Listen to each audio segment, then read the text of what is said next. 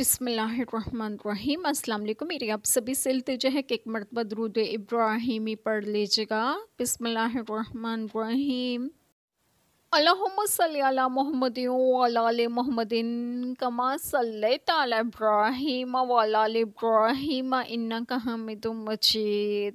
اللہم بارک علی محمد وعلی آل محمد کما بارکت علی ابراہیم وعلی آل ابراہیم انک حمید مجید۔ بسم اللہ الرحمن الرحیم۔ تمہیں اپنے رب کی رسالتیں پہنچاتا اور تمہارا بھلا چاہتا، اور میں اللہ کی طرف سے وہ علم رکھتا ہوں جو تم نہیں رکھتے۔ اور کیا تمہیں اس کا اجنبہ تعجب ہوا کہ تمہارے پاس تمہارے رب کی طرف سے ایک نصیحت آئے تم میں کہ ایک مرد کی معرفت کہ وہ تمہیں ڈرائے اور تم ڈرو اور کہیں تم پر رحم ہو۔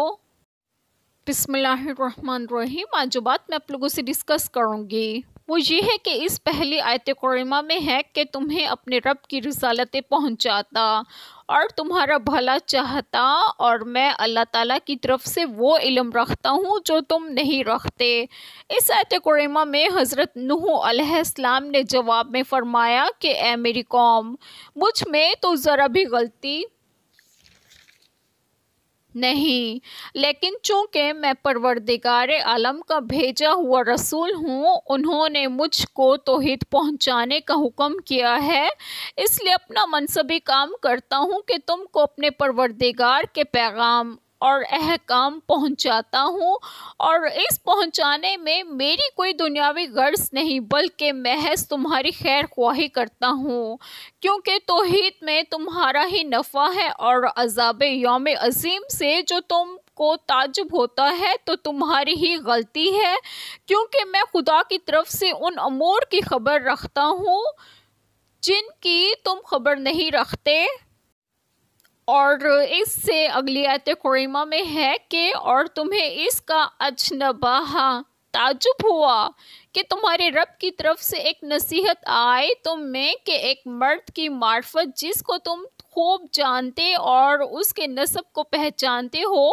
کہ وہ تمہیں ڈرائے اور تم ڈرو اور کہیں تم پر رحم ہو، اس میں ہے کہ کیا تم میری نبوت و رسالت اور نزول وحی کے منکر ہو، اور تم کو اس سے تعجب ہوا ہے کہ تمہارے پاس تمہارے پروردگار کی طرف سے ایک مرد کی معرفت جو تمہاری ہی جنس میں سے ہے ایک نصیحت اور ہدایت آ گئی۔ سو یہ کوئی تعجب کی بات نہیں ہے، جب تم آدمی ہو تو تمہارے ڈرانے کے لیے پیغمبر بھی آدمیوں میں سے ہی ہوگا۔ اگر فرشتوں میں سے پیغمبر ہوتا تو تم اسے دیکھ بھی نہ سکتے، اس لیے تمہیں میں سے ایک مرد کامل خدا کا پیغام لے کر تمہارے پاس آیا تاکہ وہ مرد تم کو عذاب الہی سے ڈرائے اور تاکہ تم اس کے ڈرانے سے ڈر جاؤ اور تقوی اختیار کرو، اور تاکہ تم پر مہربانی کی جائے اور کہیں تم پر رحم ہو، جیسا کہ ارشاد فرمایا ترجمہ: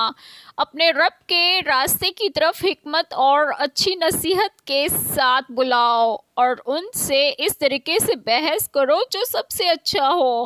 بے شک تمہارا رب اسے خوب جانتا ہے جو اس کی راہ سے گمراہ ہوا، اور وہ ہدایت پانے والوں کو بھی خوب جانتا ہے۔ ایک چھوٹی سی دعا جو میں ضرور کروں گی کہ اللہ تعالیٰ ہم سب کے تمام گناہوں کو معاف فرمائے اور ہمیں صراط مستقیم کی راہ پر گامزن کریں، اور آپ سب کی تمام جائز دعائیں قبول فرمائے، اور جو لوگ بے اولاد ہیں انہیں ایک اور صالحین اولاد عطا فرمائے، اور جو لوگ بیمار ہیں انہیں بھی صحت و تندرستگی عطا فرمائے، اور